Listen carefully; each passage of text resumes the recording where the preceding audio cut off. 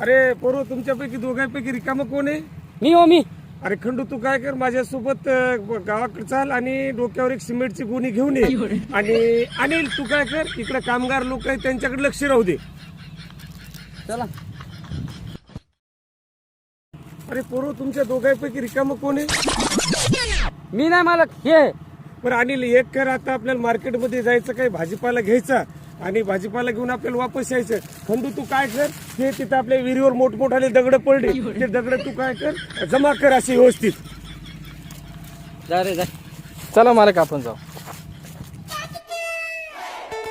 अरे पोरो, तुमच्यापैकी दोघांतून जेवायचं कोण राहिले? तू काय बोलायचं का? नाही बा, मला काय बोलत, मी बोललो की मला कामच राहते.